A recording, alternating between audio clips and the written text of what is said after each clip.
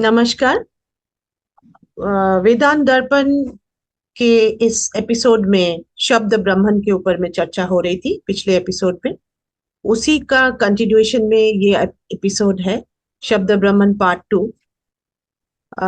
स्वागत है ऋषि गौतम चटर्जी सर का इस कार्यक्रम में। Thank you. सर, आपने पिछले एपिसोड में ये बोला था कि शब्द ब्रह्मन शब्द का अगर सटीक प्रयोग किया जाए तो उसे ब्रह्म लाभ हो सकता है।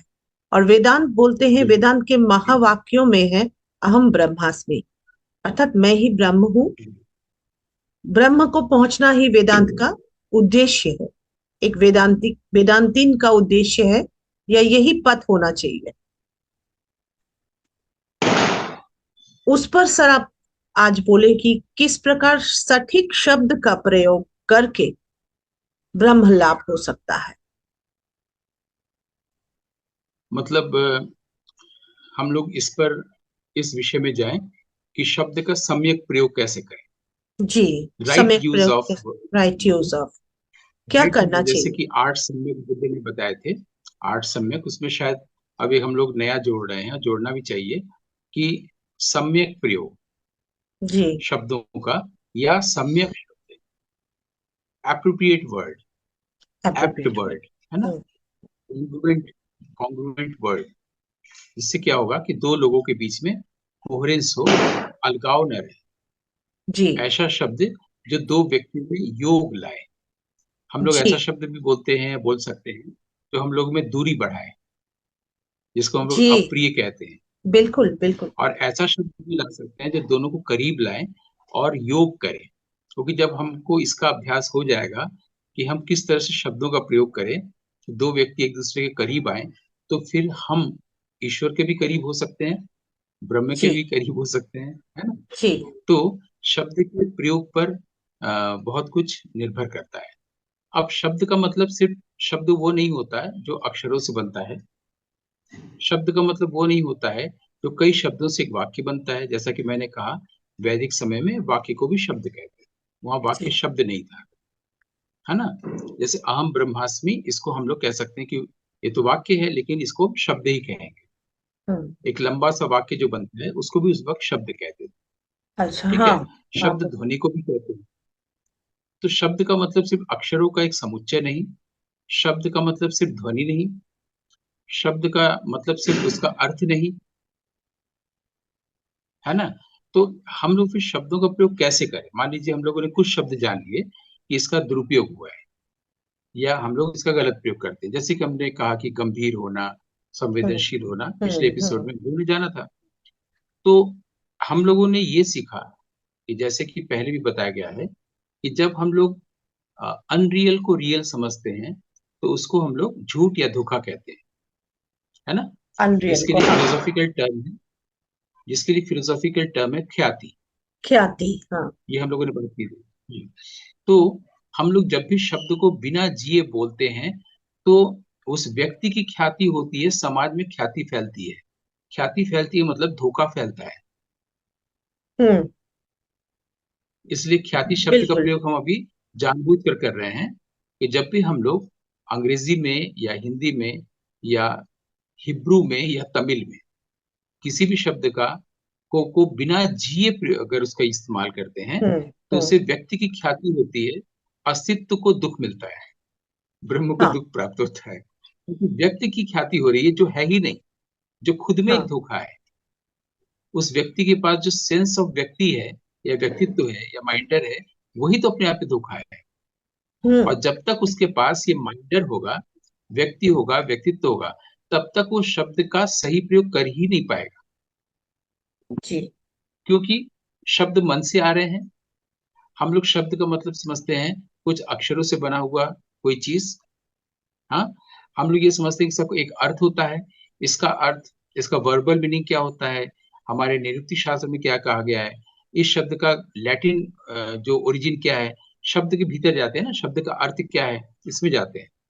लेकिन हम लोग अपनी अनुभूति को शब्द कैसे दें, ये सीखने की जरूरत है, न कि शब्द को जीने की। शब्द को जी के बोलना, यहाँ हम लोग यहाँ तक आए थे पिछले एपिसोड में अब हम कह रहे हैं अपनी अनुभूति को शब्द देना। यहाँ पर एक बात हम कहना चाहेंगे, क्योंकि वैदिक समय में ही पंचम वेद लिखा गया। किसी एक एपिसोड में हम लोग इस पर भी बात करेंगे कि वैदिक समय के ग्रंथों को कैसे पढ़ना चाहिए। तो पंचम वेद या नाट्य शास्त्र है, वो सिर्फ कलाओं का ग्रंथ नहीं है। उसको हमको कला की भी दृष्टि लेनी होगी और दर्शन की भी दृष्टि लेनी होगी, तभी हम उसको समझ सकते हैं। जी तो उसके बिल्कुल 15वें एपिसोड की, बिल्कुल। उसके 15वें अध्याय की तीसरी कारिका में ये कहा हुआ है कि भाव शब्द आधारित है। नाट्य शास्त्र के 15वें अध्याय की तीसरी कारिका में लिखा हुआ है कि जो भाव होते हैं वो शब्द आश्रित होते हैं। अब हमें ये उल्टा लग सकता है इसको जीने जाए तो। हम लोग कहेंगे नहीं, शब्द भाव आश्रित होता है, जैसा भाव आता है वैसे शब्द निकलते हैं। गुस्सा आता है तो उसी ढंग से हम लोग के शब्द निकलते हैं, प्रेम आता है तो वैसे ही शब्द निकलते हैं, है ना। इन्हें शब्द भाव आश्रित है। लेकिन भरत मुनि कह रहे हैं भाव शब्द आश्रित है। अच्छा हाँ। यानी हम लोग को वैदिक वाङ्मय के ग्रंथों को कैसे पढ़ना चाहिए ये सीखना होगा। वो हमें हेल्प करेगा कि हम लोग कैसे शब्द बोलें जो हमें ब्रह्म की अनुभूति दे। जी शब्द को जी करके बोलना अब हम लोग सीख रहे हैं इस एपिसोड में। वो ऐसे कि भाव शब्द पर आश्रित हैं, वो इसलिए कह रहे हैं, वो उस शब्द को नहीं कह रहे हैं जो हम लोग बोलते हैं सुनते हैं। वो उस शब्द को बोल रहे हैं जो हमारे भीतर घटता है इन शब्दों के नहीं रहने पर। जब जी मन नहीं होता, जब अहंकार नहीं होता, जब हमारी हस्ती मिट गई होती है, जब ये सारे शब्द नहीं रहते और मौन होता है, तो जो ब्रह्म है, ब्रह्म के तरफ से शब्द आता है, जिसको हम लोग कहते हैं कि ट्रांसेंडेंटल प्लेन से, ट्रांसेंडेंटल कॉन्शियसनेस से मनुष्य की चेतना में पहली झलक मिलती है शब्द की। वो शब्द ब्रह्म का ही रूप है, क्योंकि वो वहीं से आ रहा है। इसलिए उसको ऋषि वागाम्भृणि ने कहा है कि परावाक से बराबर। पश्यंती वाक में कुछ रिफ्लेक्ट करता है, झलक मिलती है, कौंधता है, सडन फ्लैश ऑफ कॉन्शियसनेस है। तो वो ब्रह्म की तरफ से ही आया ना। हम शब्द की ओर से ब्रह्म की ओर जाना बंद कर दिए, शब्द की ओर से ब्रह्म तक नहीं जा रहे हैं। अब हम ये देख रहे हैं कि वेदांत कैसे सिखा रहा है, और पंचम वेद को वेदांत का ही एक अंग मानते हुए बात कर रहे हैं। जी क्योंकि लोग सोचते हैं वो नाट्य शास्त्र है, नाटक का ग्रंथ है, संगीत का है। ऐसा है नहीं। वैदिक सभ्यता में अगर गणित पर भी कुछ सूत्र लिखे गए जिसको शूल्ब सूत्र कहते हैं, या विज्ञान पर भी है, तो वैदिक ऋषियों ने लिखा है ना। तो जी उनके पास कहाँ से आ रहा है? कभी हम लोग इस पर बात करेंगे। हमारे यहाँ की जो ज्योमेट्री है, वैदिक ज्योमेट्री, वो ग्रीस से नहीं ली गई है, ली ही नहीं जा सकती। क्यों नहीं ली जा सकती है? क्योंकि उन लोग की ज्योमेट्री या कुछ भी चीज बाहरी दुनिया में क्रिएट किया हुआ है। हमारे यहाँ जो कुछ भी है वो भीतर से आया है। भीतर से आया मतलब परावाक से पश्चंती वाक में आया, कौंधा। फिर पश्चंती वाक से हमारे यहाँ मध्यमा वाक में आया, जहां पर हमने आर्टिकुलेट किया। फिर मध्यमा वाक से हमने वैखरी वाक में बोला। तब वो हमेशा एप्ट होगा ही, एप्रोप्रिएट होगा ही, क्योंकि ब्रह्म के घर से वो शब्द आ रहा है। कितना आसान है कि पहले हमने मन को शब्द नहीं दिया तो मन की मृत्यु हुई। जब मन की मृत्यु हुई तो हमारे भीतर मौन का प्रसार हुआ। मौन का प्रसार कैसे अचानक हो गया? अचानक इस तरह से हुआ तो वही हमारे एक्चुअल स्वभाव में है। जी पीस, साइलेंस, हाँ जॉय, वो तो है। हैप्पीनेस, बिल्कुल। लव, ये हमारे पास पहले से है। गुरु जो होता है, किसी व्यक्ति को कुछ और वो दे ही नहीं सकता जो उसमें नहीं है, माने जो शिष्य में नहीं है। हम्म। हम किसी भी इंसान को वो नहीं दे सकते जो उसमें नहीं है। नहीं है अगर बिल्कुल। हमें ऐसा मिल गया है जो हमें नहीं है, तो वो हम खो देंगे। तो जो आता है वो जाता है, लेकिन जो है, गुरु शिष्य को वो देता है जो शिष्य में है। जो नहीं है उसको गुरु दे नहीं सकता, हम किसी और को भी नहीं दे सकते हैं। हम उसी को बिल्कुल दे सकते हैं जो उसमें है, उसको इसका बोध नहीं है। हाँ। तो संकेत में, संध्या भाषा में गुरु ये हेल्प करता है ना। प्रकाश तो उसमें है ही है, शिष्य में।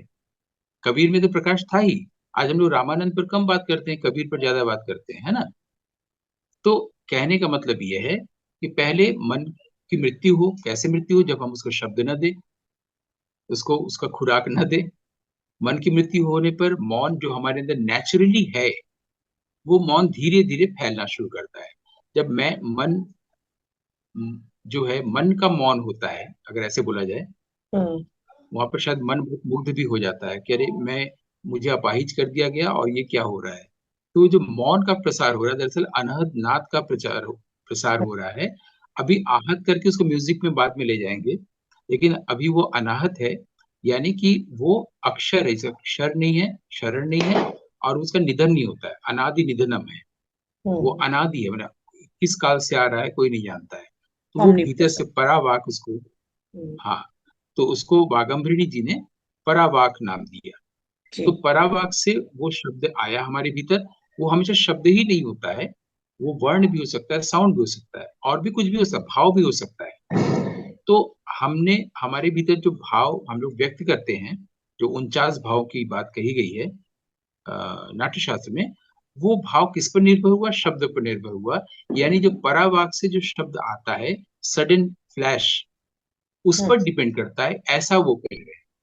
जो लोगों को अक्सर पिछले 70 सालों में यही समझने में भूल हुई है, एक तो पढ़ा नहीं गया है, पढ़ा तो ठीक से समझा नहीं गया है। उनका उनका मानना है शायद ये मिसप्रिंट हो गया है। मिसप्रिंट नहीं हुआ है। वो कह रहे हैं कि भाव शब्द पर आश्रित है। तीसरी कारिका कहती है भाव शब्द पर आश्रित है, नहीं शब्द जो परावाक से आ रहा है, जो जी। ब्रह्म के घर से आया। तो ब्रह्म के घर से जो शब्द आया, उसने एक भाव लिया व्यक्त होने के लिए। यानी हम्म। भाव शब्द निर्भर हुआ, भाव शब्द आश्रित हुआ। यानी हम भी शब्द पर आश्रित हो सकते हैं। किस हम्म। शब्द पर? जो ब्रह्म है। तो ब्रह्म को वचन देने के लिए, वाणी देने के लिए, वाक का स्वरूप देने के लिए उसको शब्द कहा गया। शब्द ब्रह्म, हम लोग बोलते हैं ना शब्द ब्रह्म, उसको भी सही शब्द। उच्चारण है शब्द ब्रह्म, तो लास्ट में आए शब्द ब्रह्म। तो हम्म। शब्द ब्रह्म के लिए हमको ब्रह्म के घर से जो शब्द आ रहे हैं, अगर हम उसको बोलें तो एप्रोप्रिएट होगा, प्रभावशाली होगा। इस किसी भी कला में इसका इस्तेमाल हो सकता है। और वो लिखा हुआ शब्द नहीं होगा, अक्षरों से बना हुआ शब्द ही नहीं होगा, अक्षरों की मुट्ठी भर एक शब्द का समुच्चय नहीं होगा। वो जो होगा वो अज्ञेय है, वो अज्ञात है, जिसको हम पहले से नहीं जानते। पहले से हम उसी को जानते हैं जो मन पर निर्भर है, हम्म। अतीत पर निर्भर है, उसको हम नहीं जानते हैं। जब हम शांत हुए हैं, मौन हुए हैं, तो वो उसने अपने आप को प्रकट किया, ब्रह्म ने अपने आप को प्रकट किया, प्योर कॉन्शियसनेस ने अपने को प्रकट किया। क्यों प्रकट किया? क्योंकि अब हमारे भीतर इम्प्योरिटीज नहीं रह गई। इम्प्योरिटीज क्या है? थॉट।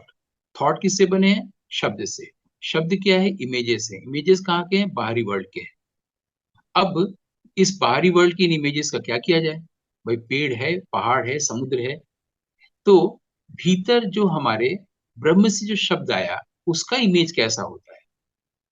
उस इमेज को समझाने के लिए हम बाहरी इमेजों को भीतरी इमेज का प्रतीक बना सकते हैं। बिल्कुल भीतर सर। जो मुझे घटा, जब मेरे मौन में, मेरी प्रशांति में, जब कोई एक लय बह के मेरे पास आई, मध्यमा वाक्य, फिर वैखरी वाक्य, अब हम उसको बोलने जा रहे हैं। तो बोलेंगे कैसे? वो तो मौन के घर से आया है, अनहद नाद के घर से आया है। लोगों को कम्युनिकेट करने के लिए हमने बाहरी बिंबों का प्रयोग किया और उसमें अपनी बात कही। बाहरी बिंब क्या है? पेड़ है जिसमें फूल खिल रहे हैं। हमने अपनी बात कैसे कही? फूल है जिसमें पेड़ बड़ा हो रहा है। उल्टा हो गया, उलटवासी हो गया, है ना? ये वैदिक साहित्य से लेके कबीर साहित्य तक इसी भाषा में कहा गया है। भीतरी चीजों को वो बाहरी इमेजों से बता रहे हैं, लेकिन बाहरी इमेजों से हम जैसे परिचित हैं, वो उल्टा लग रहा है। हम कहते हैं कि पेड़ में शाखा है, शाखा में फूल है। तो उसको मैं इसी बात को कहने के लिए आत्म को, ब्रह्म को, नाड़ियों को, चक्रों को कहने के लिए हम ये कह सकते हैं कि एक फूल है जिसमें से कोई पेड़ अचानक निकल रहा है और बीज बनने जा रहा है। हम्म। उल्टा लग रहा है ना? जी। दरअसल हम कुछ और कह रहे हैं। अब हम जो कह रहे हैं उसको दूसरा सुनने वाला तभी समझ सकता है जब वो भी उसी तल पर हो। यानी वहां भी मन की मृत्यु हो चुकी हो, वो भी मौन की साधना किया हो, मुनि बना हो, हाँ और उसने बिल्कुल। भी ब्रह्म की ओर से शब्द को सुनना सीखा हो, तब उसको समझ में आ जाएगा। जैसे कबीर जो बोलते हैं वो गोरख को समझ में आती है, गोरख जो बोलते हैं वो कबीर को समझ में आता है। हमको उसके लिए पढ़ना पड़ता है, किसी टीचर के पास जाना पड़ता है क्लासरूम में कि इसका प्रतीकों का अर्थ बताइए। आप वो भी कैसे बताएं? वो उन प्रतीकों का अर्थ तब बता सकता है जब उसने खुद रियलाइज किया है ना। इसलिए पहला स्टेप तो ये है कि हमें शब्दों का प्रयोग तब करना चाहिए जब हम उसको जी चुके हैं। जीने के लिए आपको ब्रह्म के पास जाना पड़ेगा, आपको मौन होना पड़ेगा। अगर नहीं होंगे, बिना जी के बोलेंगे, तो उससे क्या होगा? धोखा होगा, जिससे व्यक्ति की ख्याति बढ़ेगी। हाँ ख्याति का मतलब धोखा हम लोग है ना।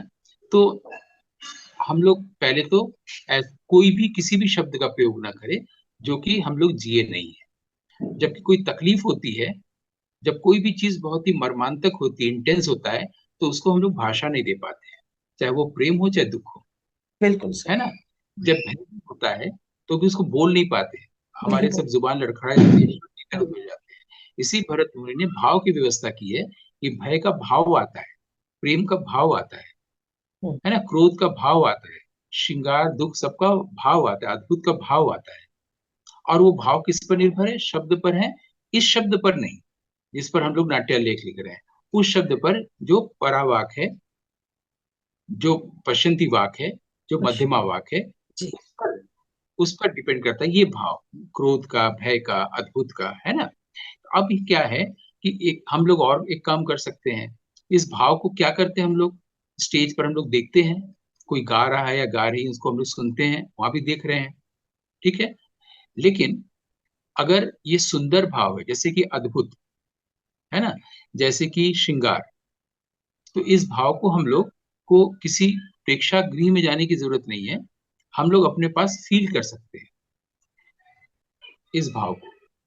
क्योंकि उसमें अपने आप एक सात्विक भाव होता है, उसमें अपने आप एक पवित्रता होती है। जब पहला भाव आता है श्रृंगार का या प्रेम का या अद्भुत, जो मैंने कहा था, जब आदमी शाम के अंधेरे में जा रहा है पेड़ों के बीच से, अचानक उसने देखा एक ऑरेंज सन, एकदम गोल्ड, तो बिल्कुल एब्जॉर्ब हो जाता है, माइंड एक्टिवेट नहीं रहता। यानी जो भी भाव होता है, अद्भुत का भाव, ये अद्भुत का भाव, ऐसी प्रेम का भाव है, ये अपने साथ इम्प्योरिटी लेके आती ही नहीं। कोई भी बिल्कुल। भाव, ऐसा भाव अपने साथ कभी भी इम्प्योरिटी लेके नहीं आता है। हम उसको जब शब्द देने जाते हैं तो इम्प्योर करने जाते हैं, और उस वक्त हम लोग तीसरे का ध्यान रखते हैं। तीसरे का ध्यान यानी समाज का ध्यान, किसी तीसरे व्यक्ति का ध्यान, घर परिवार का ध्यान रखते हैं ना।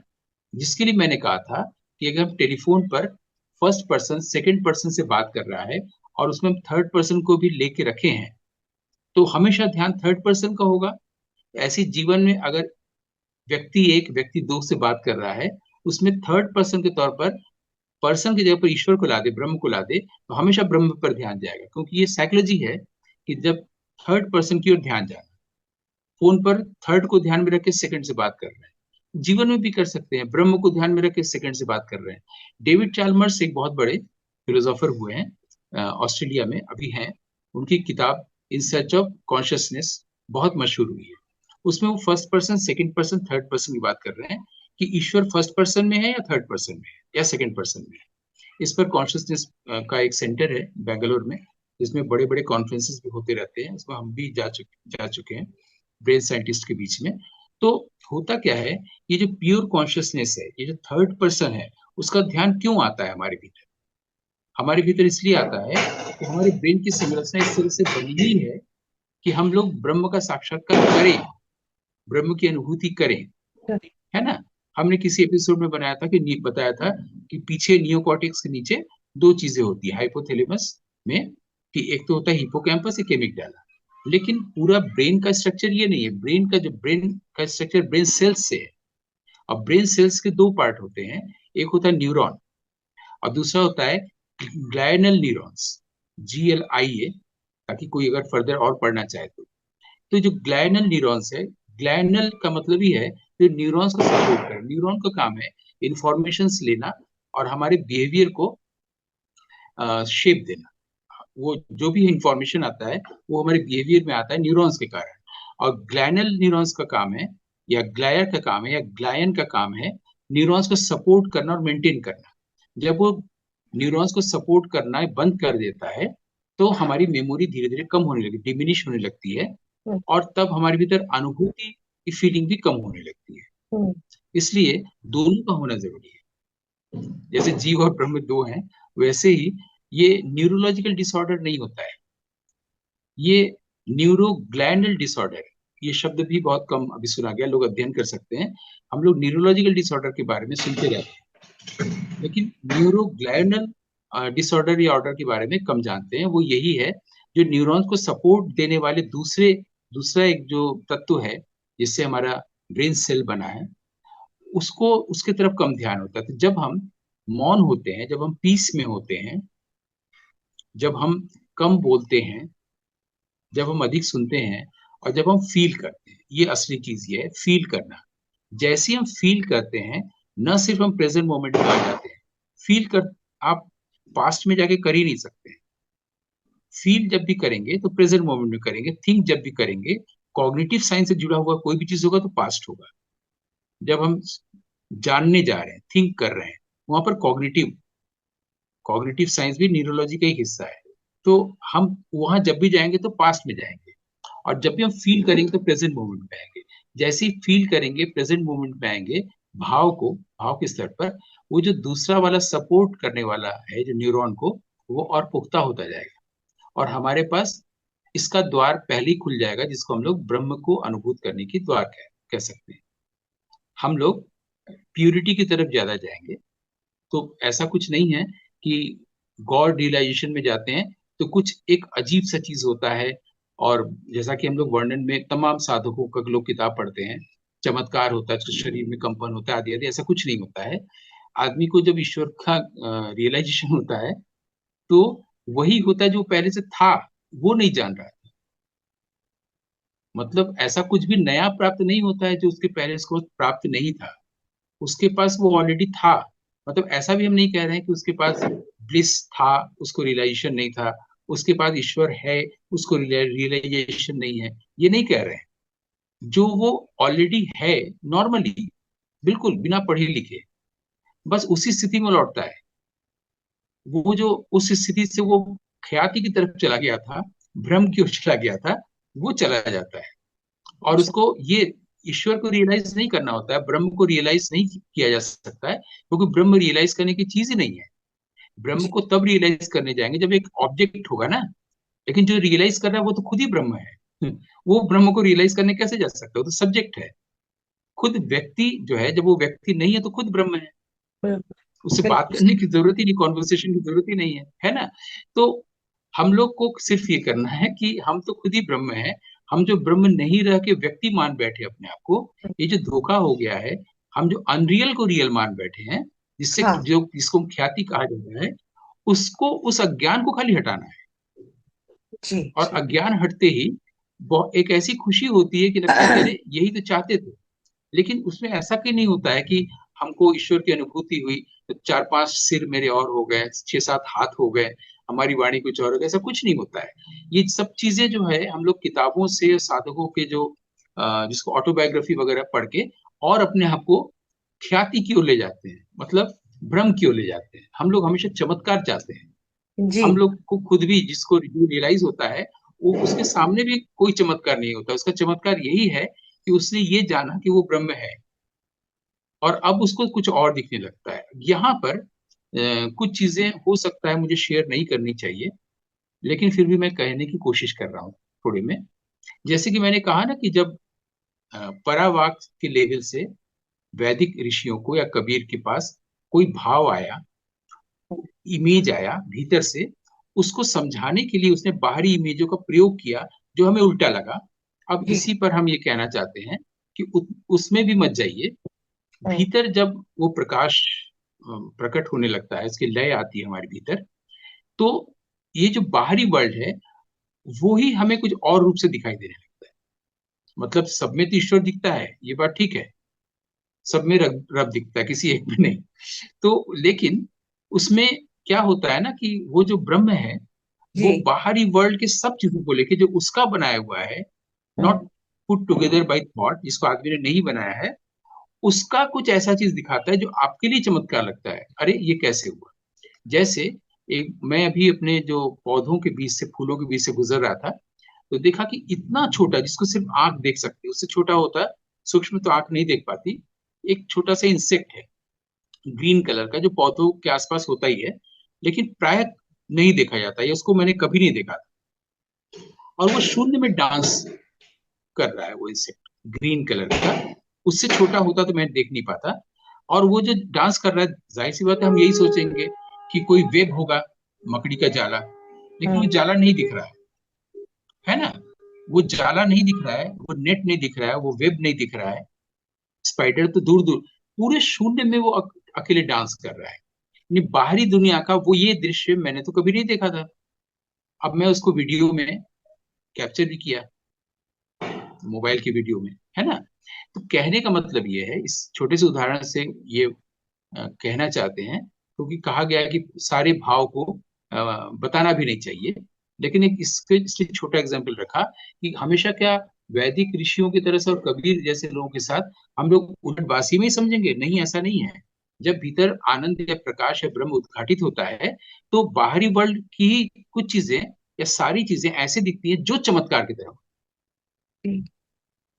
बाहरी वर्ल्ड की चीजों में ऐसा जो आपने देखा ही नहीं कभी सामने आता है, और आप खाली अद्भुत रस में डूबे रहते हैं, जिसको कि हमारे यहाँ चकित मुद्रा अभिनव गुप्त ने कहा है कि बिल्कुल। पूरा विश्व ब्रह्मांड शिव का एक ऐसा ग्रैंड्योर है कि आपको चकित मुद्रा में रखता है, आप खाली देखते हैं। और अभी तक आप जो वर्ल्ड को देख रहे थे उसमें बहुत कुछ था, डिसऑर्डर था, न्यूसेंस था, नॉनसेंस था, कुछ था, शोर था, लेकिन अब आपके सामने ब्रह्म प्रकट हो रहा है इतनी हाँ, खूबसूरती से। इसीलिए बहुत कहा सुंदर। गया है कि बिल्कुल। जब आप साइलेंस की शरण में जाते हैं, मौन की शरण में जाते हैं, तो बाहर का वर्ल्ड डिस्टर्ब नहीं करता, ये रमन महर्षि का कहना है।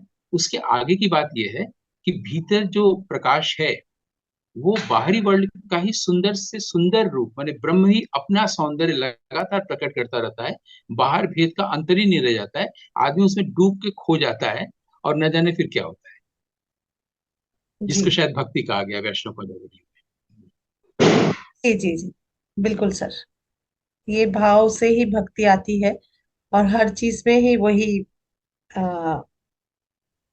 वो खूबसूरती, वो सुंदरता, वो दिखी जाती है। एक पत्ते में जो जैसे हरापन होता है कई बार, कि एक पेड़ पौधे में किसी हल्का, कोई कलर अगर हल्का हरा है, कोई डीप हरा है, लेकिन अलग अलग ग्रीन है। इसकी भी जो इतनी सुंदर, प्रकृति की जो इतनी सुंदरता है, उसमें भी बिल्कुल। हाँ, कहीं भी ढूंढने जाए तो वो। बिल्कुल सर, आज के ये एपिसोड बहुत ही अच्छा रहा। शब्द ब्रह्मन पर ये पार्ट 2 था। और अगर इसके रिलेटेड कोई और प्रश्न होगा, या लगेगा कि कुछ आ रहे हैं इस प्रकार से, तो जरूर सर आपसे पूछेंगे इस पर। और इसी के साथ आज का ये एपिसोड इसमें विराम दे रहे हैं। अगले एपिसोड में फिर मिलते हैं आप लोगों से। बहुत बहुत धन्यवाद, आभार सर, आप प्रणाम, नमस्कार। आनंद, आनंद।